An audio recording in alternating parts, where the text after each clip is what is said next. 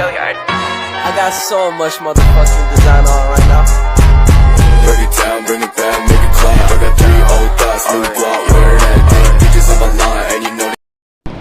Selamat siang kepada ibu guru dan teman-teman. Perkenalkan, nama saya Septianta Bita Bintang, saya dari kelas Vincentius 7. Di sini saya akan mengerjakan remedi saya, yaitu menjawab soal mata pelajaran sejarah. Soal yang pertama yaitu, apa saja penyebab kesulitan bangsa Eropa setelah jatuhnya Konstantinopel? Jelaskan. Penyebab kesulitan bangsa Eropa setelah jatuhnya Konstantinopel yaitu, yang pertama, kedudukan perdagangan bangsa Italia di Konstantinopel dihancurkan. Yang kedua, daerah Konstantinopel tertutup untuk perdagangan. Yang ketiga, Konstantinopel tidak boleh dijadikan sebagai lintas barang dagangan dari Asia.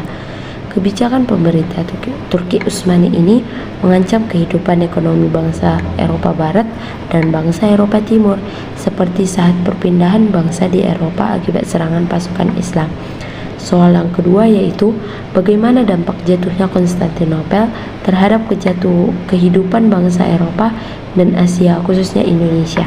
Nah, dampak dari jatuhnya Konstantinopel ke tangan Turki bagi bangsa Indonesia adalah, Indonesia sebagai penghasil rempah-rempah menjadi rebutan dari berbagai bangsa Eropa untuk memenuhi kebutuhan dan mendapatkan keuntungan sebesar-besarnya untuk bangsa mereka.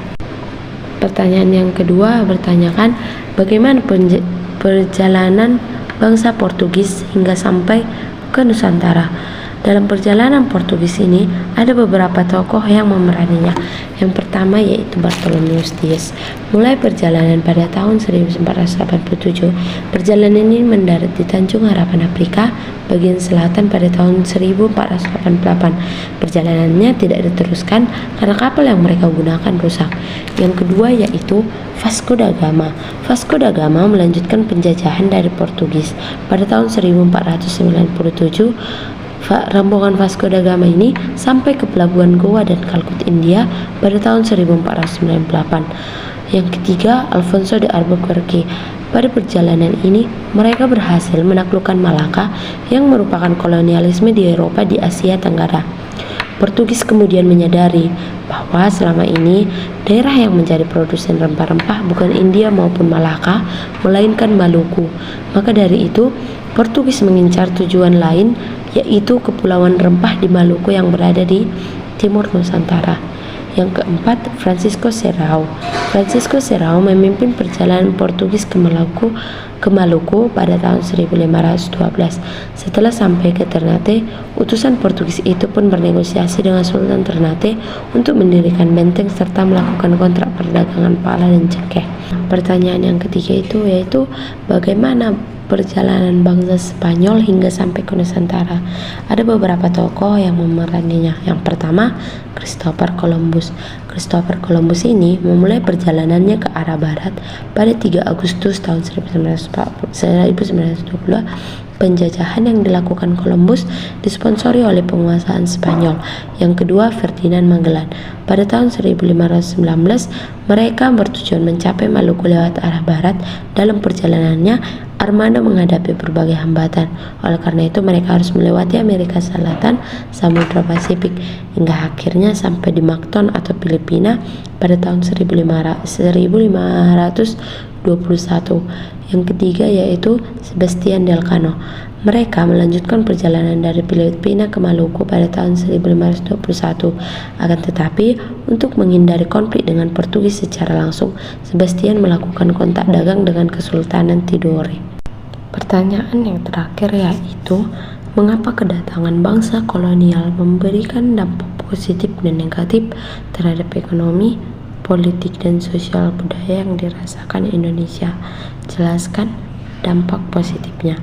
Dampak positif kolonialisme terhadap perekonomian di Indonesia yaitu, masyarakat Indonesia mengetahui sistem Indonesia liberalis dan kapitalis. Kemudian diperkenalkan sistem perbankan di Indonesia. Dampak negatif kolonialisme terhadap perekonomian di Indonesia adalah perekonomian bergeser dari pertanian pangan menjadi industri perkebunan. Kemudian monopoli dan pengusahaan di suatu daerah atau koloni oleh penjajah yang menimbulkan situasi yang tidak sehat dalam hal perdagangan. Dampak positif dalam sosial yaitu perkembangan karya sastra, kemudian gambar hidup, gaya hidup yang lebih modern. Dampak negatif dalam sosial yaitu terjadi perubahan pelapisan sosial dalam masyarakat pada masa kolonial, kemudian muncul kelompok buruh dan kelompok majikan. Hal ini disebabkan berdirinya pabrik dan perusahaan sehingga pekerjaan masyarakat di Indonesia menjadi dinamis. Dampak negatif dalam hal politik yaitu munculnya perlawanan dari rakyat Nusantara terhadap penerapan sistem pemerintahan Hindia Belanda, kemudian ketergantungan kerajaan pada kekuatan kolonial Belanda. Dampak positifnya yaitu dapat meningkatkan partisipasi rakyat dalam sistem pemerintahan demokratis dan munculnya pemahaman bahwa pemerintahan bukan dipegang oleh kerajaan.